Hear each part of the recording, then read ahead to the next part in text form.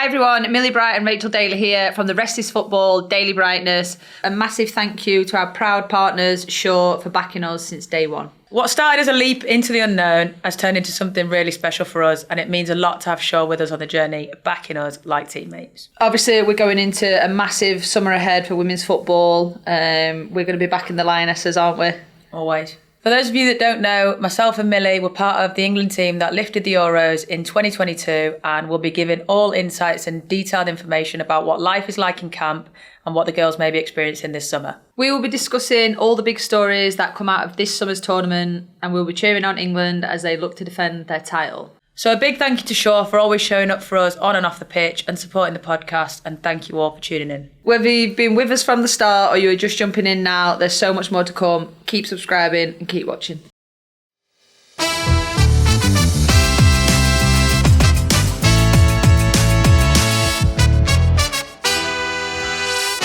Hello everyone, Gary Lineker here. Today's episode is a look back at some of the best and funniest moments from this summer's Club World Cup. From stunning goals and huge upsets to stories of close encounters with sharks and partying with the winners.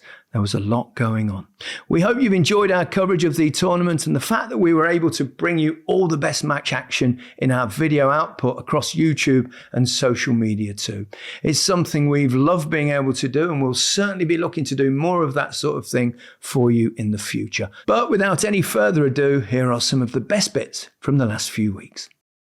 About 3 months ago, I left my wallet in the back of a black taxi, and I thought, overnight, left it.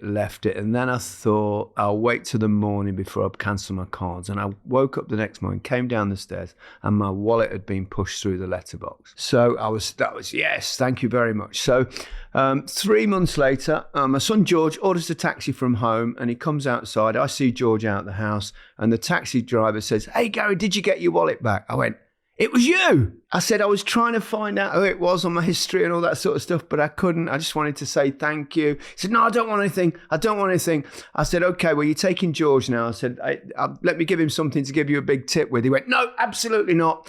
He said, "All I want is a mention on The Rest is Football." So, Jim, the Fulham fan, thank you very much indeed. First goal that really scored worked really well in terms of it come from long. There's a little flick on, and then it went wide. And then you're thinking, how is he going to get out of this? A cheeky little nutmeg. But the movement from the striker in there, I don't even know how to pronounce his name. It's Montiel. Is that all right, guys? Montiel. But the move sounds good to me. The movement was sublime. The pass was excellent. And I thought, oh, yes, this team's got a bit. And then they go 2-0 up. But there was a part of me that said, someone's going to get sent off. They can't keep playing this way, and the referee not give him a red card. And in the second half, Still in play. It's been a real battle of today for Valentino Luis. So the red card has been shown, and now both teams are going to finish with 10. Nicola Figal shown a straight red card. And Herrera was sent off. He wasn't even on the pitch. I know, yeah, did you see that? Bad night for him. Subbed off injured. Yeah. And then a red card. Chelsea are off to a winning start, as you'd expect. And a good start for Liam Delap came on and had his sick, went down the right, Palmer to put him in, I think. And then beautiful cross.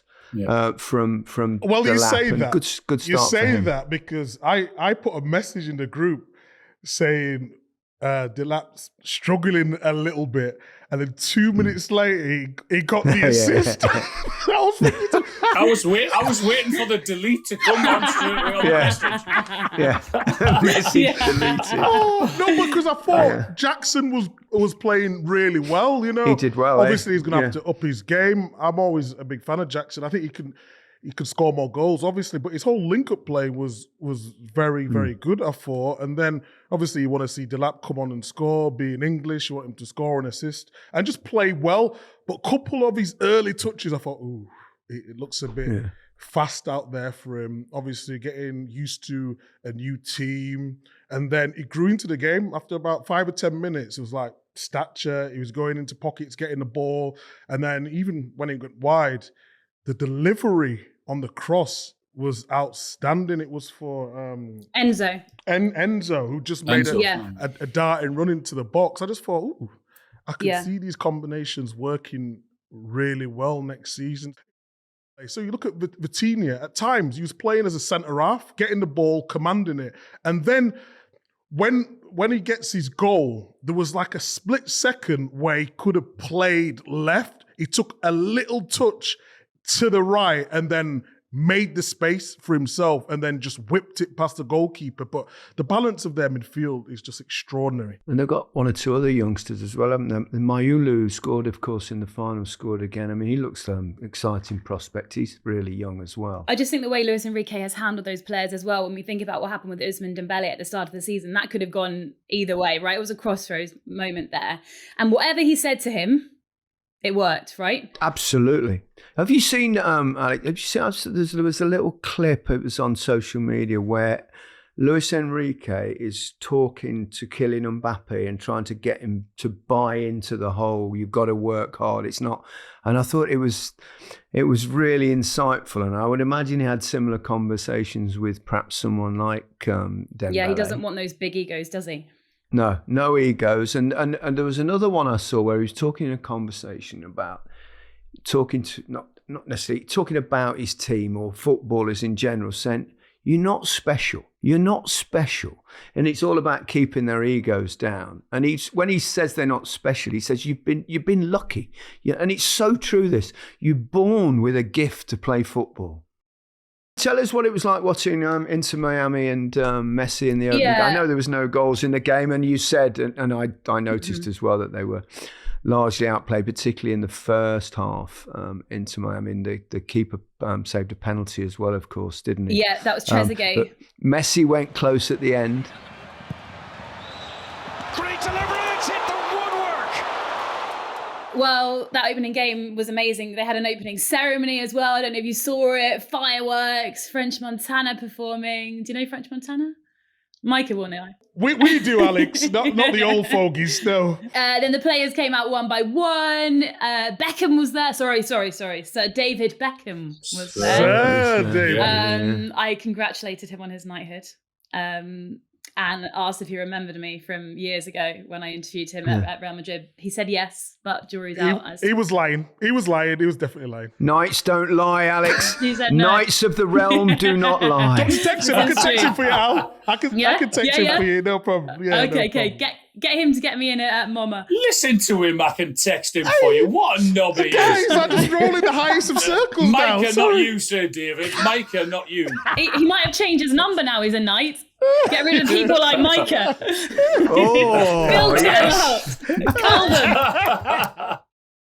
I think Ait Nouri will definitely play the next game. That's in Atlanta against Al Ain, because Pep made it very clear, I'm going to give everyone minutes. He'd said, weirdly, in the press conference day before, he'd said that Rodri wasn't going to play. And then before the match, he's like, yeah, I'd love to give him some minutes. And he came on, which was brilliant news. He was so angry about the red card, though, Rico Lewis getting sent off, which I think was pretty unfair, to be honest. He's unlucky with the execution, and then a big collision as the referee reaching for his pocket. Is I mean, that was ridiculous. I mean, I don't know what you think, Alan or Alex. I mean, I thought it was utterly bong. I mean, he's coming. They've both slid in. He's got the ball comfortably. He's followed through, and you can't stop. Your foot's got to go somewhere. Obviously, it was a complete accident. I mean, come on, use some common sense. Me too. That's what I thought. I thought exactly the same. I thought it was a bizarre decision. I mean, once you go down and you're in on a sliding tackle, there is no way of stopping yourself, is there? So I thought it was a stupid decision. Yeah, it was my second question to Pep. I had to ask him, and I just knew what was coming. What do you think? You know, obviously he was just fuming, but he appealed it. No, Alex, come on. What did you? So what do you think? What did you tell him? What did you say to Pep? Oh, I said, well, you know, it's 50-50. You can appeal it though, Pep, if you'd like to. But he sort of let it go. He said, look, these things happen, and we move forward. Slightly concerned about Juve after that. I think we should move on to Juventus at this point. They Alex. won't go through. Remind us who you thought would go through from this group at the expense of Juve. That would have been... I said Al Ain. I said Manchester City Al Ain, which is looking pretty bleak for me. I was checking the score last night on the plane, just thinking... We won't mention it again, Alex. It's fine. It's all right. But it was close. It was 5-0. So I'm going to go to Atlanta to Manchester City Al Ain. That's when I'm going to wear my Al Ain shirt. You'll see me in the crowds with the ultras. Yeah, you'll need it. In your defence, Alex, you are getting a lot of love from the podcast listeners or watchers or whoever. It's like very much they're all so. loving what you're saying. You've brought in knowledge to the football that obviously we haven't got. So yeah, well done, you. That's a fair point, I would say. But nevertheless, significant victory against a European club. How apt it was that Messi got the goal. I mean, if you were ever going to write a script, then that was it, wasn't it? Yeah. Lionel Messi for Inter Miami to step up to put them 2-1 up. Lionel Messi!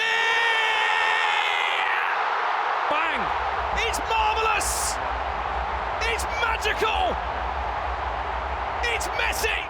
How does he make it look so easy? Well, Al, you scored a few of those in your time. I'm not sure with that elegance or with the clip over the wall and to guide it in and curl it in. There's more, I don't know, a bit of power with me. But he just, I mean, as soon as he stood over the ball, you're just thinking, this is going to happen, isn't it? It's going to happen. It was an incredible match. How does he keep doing it? It's 37 ridiculous. years old, banging those free kicks in. 38 Incredible. next in a day or two, isn't he? I think his birthday's on the 24th or a few days, 2 or 3 days time. But you should know you stalk him, do everything else. You know everything else about him. I do. I'm a bit of a fanboy. Try and get an invite to his party, I think. Yeah. And Alan, shout out to Alan. I think you backed into Miami to go through, didn't you? Yes, I did. Yeah. Well, how can you not with him? With him in the team, I mean, you must think, they have to have a chance. And I think, it's like he's just ridiculous, isn't it? I don't know how he keeps doing it. He's scored more free kicks than penalties since 2018. Wow. I've got some other stats here. It was his 866th goal, 1,250 goal contributions in 1,104 games, 68th free kick, and 50 goals for Inter. I mean, I think he was, the superior player of the match. Superior. The spam. The spam, as they call it. I think they should chuck spam in the spam. Penny for Cristiano Ronaldo's thoughts. He's not going to like all this attention for Lionel Messi, is he? Absolutely, yeah. Cristiano also scored the goal, didn't he, in the Nations League final, so it's worth mentioning that. I mean, he keeps going on as well and still scores goals. But we've got to talk about what Nicholas Jackson, I mean... Silly boy. What was he thinking? Stupid. On his birthday as well. Yeah. Stupid. We've seen the change of Nicholas Jackson coming on for Delap. That was very quick. Jackson's left his foot in there. And the man who's only been on the pitch a matter of minutes sees red. It's reckless. It's stupid. Not good. And he was sent off towards the end of last season as well, wasn't he, against Newcastle? Yeah. You think he'd have learnt from that, but I don't think we can even call it a tackle, can we? Well, no, I think his birthday celebrations went over the top. Maybe good news for Liam Delap, though. Well, yeah, he obviously went off for him, and then 4 minutes later he gets himself sent off. But he had one effort, didn't he, in the first half that was straight at the keeper. Over, didn't he? Yeah, it wasn't a great Pushed effort. it over. What is he thinking, though? What is he... I mean... Because it happened, 3-4 months ago against Newcastle. I remember it really well. And then he had the sort of the apology, and then it happens again. I mean, he's not a youngster anymore, is he? There is a time where you think this is not acceptable, and that cannot happen again. You know, if it happens once, okay, you say hands up. He's made an error, and but then it happens twice, and you think, is there an issue here? Is there a problem with his attitude, his mentality? So this cannot happen again at Chelsea. I mean, he's 24? So he's not a youngster. Yeah. He's got to learn.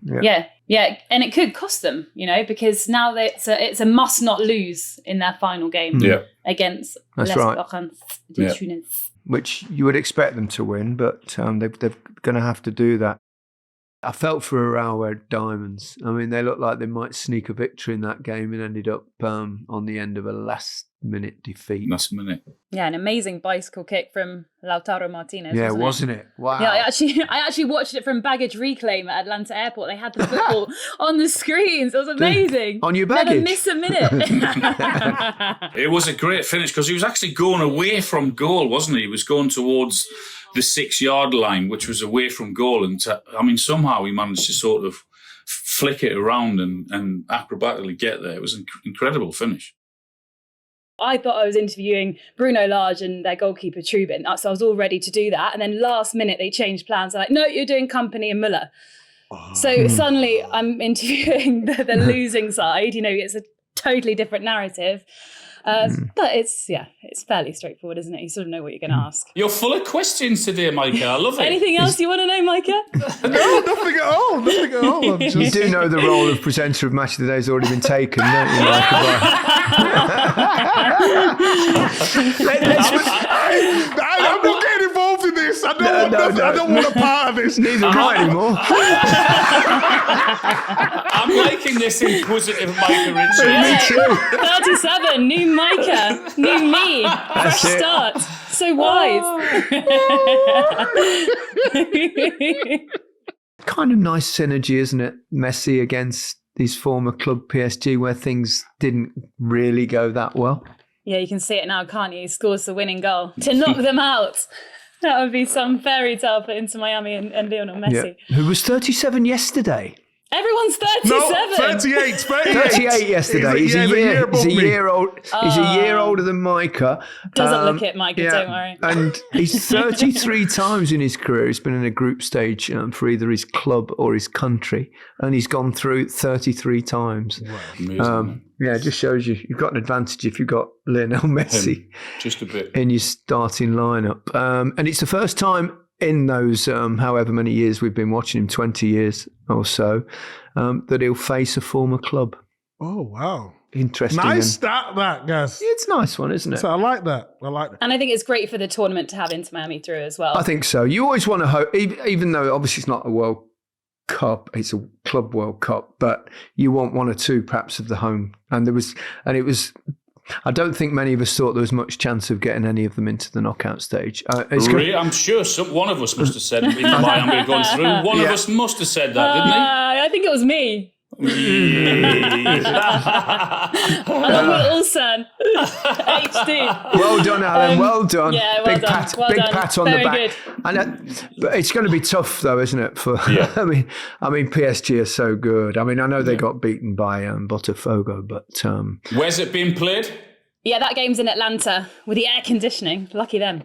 That'll be a relief for everyone. But how good was that? Sorry, I was going to say the Suarez goal. It was amazing. I just want, firstly, though, the first, I mean, you shouldn't laugh at these things, really, but the first goal, brilliant chest pass, wasn't it, from Suarez, and 3 went on goal. And the poor defender is tracking him back, and then it looked like he'd been shot by a sniper in the back of his leg by Micah. Clay pigeon shooting. Oh, yeah. Yeah, you shouldn't laugh. Yeah, I know it's... No, it's not funny. But it was almost comical the way it happened, though, in a way. But Suarez, the second goal was like... Great finish. Luis Suarez gets past 1 or 2. Luis Suarez still for Inter Miami. I've been watching him recently, and let's say he's not as sharp as he used to be. But there's still life in the old dog. Yeah, I remember watching him in that first game, and he was really struggling to run by the end of it. And then that goal, what an effort that was. Brilliant goal, solo effort there. Where does Suarez rank probably in the best number 9s of the last, say, 2 decades, Alan? It's got to be right up there, for me. Yeah, I mean, he was phenomenal. He was incredible. He had an attitude that I liked, He didn't take any nonsense. I know he did 1 or 2 things that he shouldn't have done over his career. But ability-wise, yeah, without doubt, he was sensational. I'd have him right up there, certainly in the top 3. Ooh, maybe top 3 then, Gaz. Oh, blimey. There's a few. We're talking number 9s, or we're just talking 4? No, 9. So I'm not talking about I'm not going to put Cristiano as a 9 because he eventually ended up there, but he wasn't really. But he would, if he was, he would be number 1, obviously. Mm-hmm. So let's put him as a number 9. Ronaldo, Suarez, and then I think Kane or Lewandowski. Probably last 20 years. And Benzema as well. Although Benzema, a lot of his career played on the left because at that stage when Ronaldo was eking more to the centre. But yeah, it's a tough one. But I'd have Suarez right up there. He was different as well. You know who I thought was really good? Di Maria. And not in terms of his running or anything, but just he kept the ball every time he got it, or he made the right pass, or he slowed it down, he sped it up when he needs to. He's still got real good quality, hasn't he? Yeah. Great age, 37. Great age. Mm-hmm. And 3 goals already. I can't believe all these players are still performing in Europe. You've been behind a microphone for about 7 years now. I was performing last night, don't you worry about that. Whoa.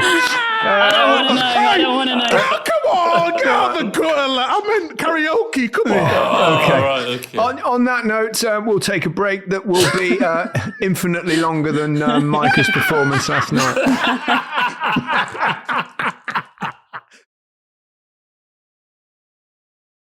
I do recall at the start of the tournament that you said Al Hilal could cause a surprise, and I said to you, what you think, like a one-off surprise, or could they go all deep into and you went, no, I think they could go deep into the tournament. So credit where credit is due. Thank you. About time I got a prediction right. But yeah, no one saw that coming though, did they? No.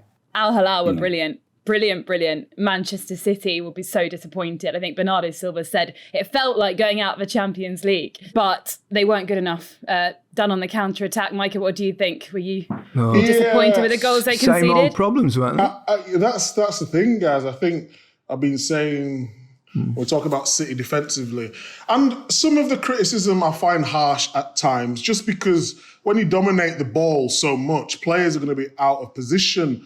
However, they've conceded too many goals in that manner and they need to shore that up. I think looking at the tournament for Man City, they've played really well. I've been excited by them. I think Phil Foden's done really well. Haaland's movement, it looks a bit sharper again. Mm-hmm. Injuries are back. New signings have done well. But they've still got that same problem. And it's just that Achilles heel all the time. And on that transition, they need to be better and more organised, no matter who plays. We can't just say if a Rodri plays or a defensive midfielder. I mean, you've got to run back for your teammates. Be tactical, buy a foul, do something. And it's just too easy at times. And didn't I read that they got injuries as well to Rodri and to Haaland? I think Haaland's all right. Haaland's all right, but we're not sure. They're keeping it a bit hush on Rodri, but he came on obviously in 50 odd minutes, didn't he? And then went off in extra time. Anything from your end there, Alex? Did you get any info on it? No, we don't know any more than it was slight injury, but fingers crossed. They're probably just knackered, to be honest, as well. It was quite amusing. I don't know whether you saw the interview at the end of the game with Cole Palmer. He was asked what he said to Esteban when he hugged him. He said, well, I just said to him, we're looking forward to seeing you. He went, but I don't think he understood a word I said. There's something about Cole Palmer, isn't there? And you used to think, maybe he's a bit dim or something, but he's actually not. He's clever, Very clever. And he's comes across very likeable, and he's so matter of fact in his answers that he actually speaks as he thinks almost. I think he knows what he's doing. I think he's very witty. He's like Grealish, why they pretend they're stupid, but they're really not. They know exactly what they're doing. And I think Cole Palmer is exactly the same. Go ahead, Al. What I like is he's that person off camera as well. So you see these interviews and sometimes you think the players play up to the cameras a bit and then do it on purpose. And it's like, come on, just give us a good interview. But he's exactly like that with his teammates and manager. So that's just him. That's what Cole Palmer's like. Can we talk about him as a player for just a moment? And I know you said he scored finally just before Alex, but people talk about a bad season. He still scored 15 Premier League goals last season, didn't he? And he went through that spell. But the way he took his goal, that first touch turn. Palmer, lovely turn. Cole Palmer setting himself up and getting the goal for Chelsea. I'm thinking to myself, this guy is different level. He's the awareness. Forget all the technique. We've talked about his technique so much, but his awareness to take it on the turn like that, then take the extra touch because you thought, is he going to get away his shot a little bit earlier? And then he waits and then he bends it. He's just, what a player he is. I mean, in terms of that, you're looking at the World Cup, throwing it forward. And I know he's not been amazing for England because there's so many of them. Jude, or is it going to be Foden? But Cole Palmer, now we've got to start thinking, do we build the team around him? Bellingham could play regardless because he could play a little bit deeper. But Cole Palmer, he's ridiculous. What a talent he is. Wow. What a first start for João Pedro. It could not have gone Pedro, any better than that. Yeah, wow, Pedro. I like it. Yeah. I like it. But the first goal was brilliant. Then I think the second was arguably even better. Fernandes out to the left-hand side. It's João Pedro. He's in again for Chelsea. João Pedro! He's done it again! 75 miles an hour against his boyhood club. What a story that is. He apologised to them. He didn't celebrate. They weren't overly happy with him at the final whistle because we did the interview right in front of the Fluminense fans. Which, I saw you asking him the question and I thought he was very diplomatic in his answer. He came across well, didn't he? But brilliant start for him. What a player, what a signing. Just what Chelsea needed. What a performance on and off the pitch, wasn't it? I mean, it was... the two goals were fantastic. The way he positioned himself, the way the balance, and obviously the most important thing, the finish of both of them was just magnificent. I'm not too sure about the non-celebration. You know as well as you know me that I don't agree with all that crap. But old school.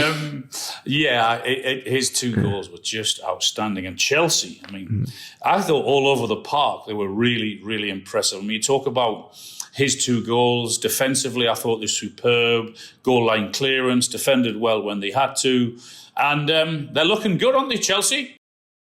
Obviously, we got that big team news before the game as well about Trent not playing, which was a big blow, I think, because they had Any to idea why? He said it was a knock, nothing serious. Okay. Maybe he didn't fancy Kvaratskhelia. Don't blame him. Good He's a one to wise miss, man, I would isn't he? He's say. probably watching at home, thinking in the hotel. Actually, no, he was there. He did come with the team. But so that meant Fede Valverde played at right back, which he does play there a lot, but he was out of his depth yesterday. And then I think they really missed him in midfield as well. So that was a bit of an issue for them. But we didn't expect them to be that bad.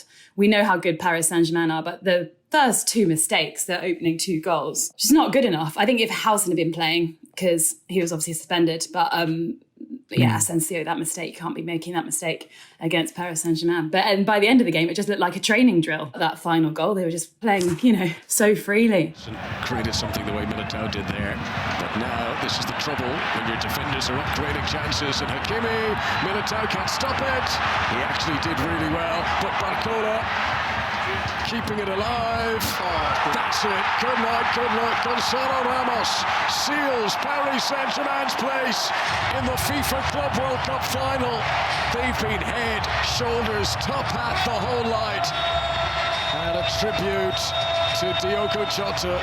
I think that's something like, in this tournament, 6 clear errors have led to goals, Real Madrid. Yeah. The first defeat under Xabi.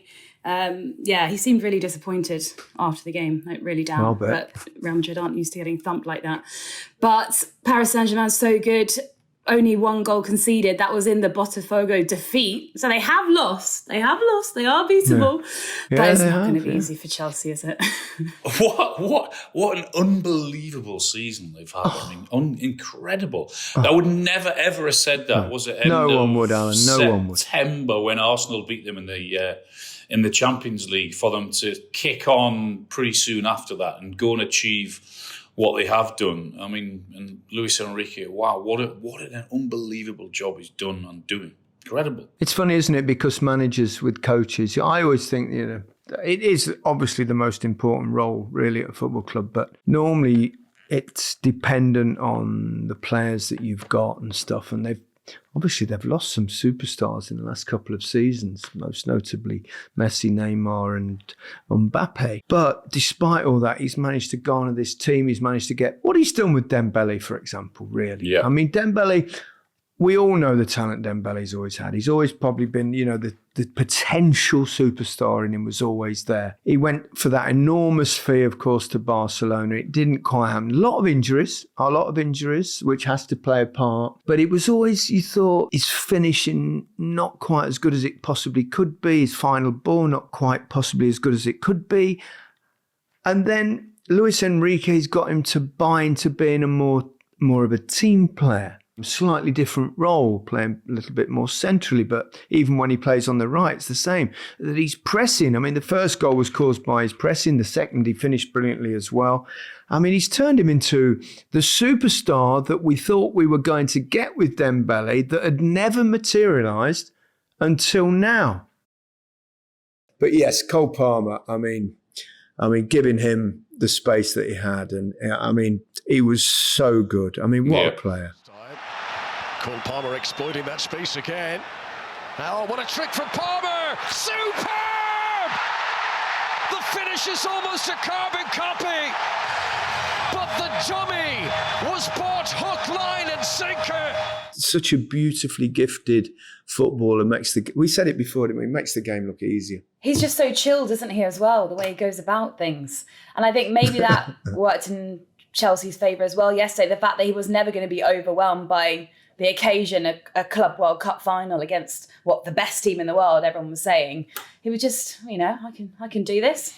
Yeah. And scored two brilliant goals, and it just, like it's normal. It's outstanding. To do it on that stage, to do it against those players who have been so magnificent, PSG, and basically dominated Europe for the year. And we've spoken so much about their midfield and everything else and how brilliant some of their players have been, and rightly so. But he was the pick of the bunch by an absolute mile last night, was Cole Palmer. I thought he was absolutely outstanding, wasn't he? I think it really suits him as well, playing on the right, which is where he played under Pochettino.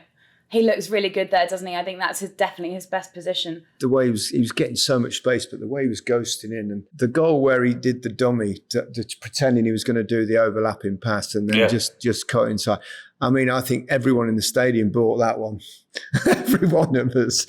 And then he curled it. And I mean, he's finishing as well. I mean, he just passed the ball into the back of the net. And he's not doing it from 12 yards. He's doing it from like the edge of the box. And he was very close with one earlier on, wasn't he, in the first few minutes, that just caught the tight kind of side netting. But what a footballer. And we've got to talk about the trophy lift at the end.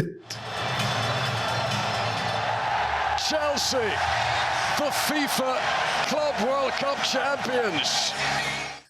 Donald Trump giving him he didn't want to leave. And Cole Palmer being Cole, he absolutely does not give a fuck, does he, Cole Palmer? I love him for it. And you can see him just going, what's he doing? Why is he still here? What's he doing? President of the United States. Yeah. I think Infantino tried to pull him out at one point. He did. Yeah. But he wanted to be involved. But then he sort of got pushed back, didn't he? He just disappeared. I can see why Cole had the hump a little bit because Trump was right in front of him. So in all the images that you'll ever see of them jumping up and down the cup, you can't see Cole Palmer because he's hidden. And I think Cole's thinking, go. I mean, God, right. Fair enough. Trump is a master, whether you like him or not. He is a master of attracting attention to himself because it became all about him, didn't it? And the celebrations. He stole the show, even though. He stole Cole Palmer's show, and it was definitely Palmer's show.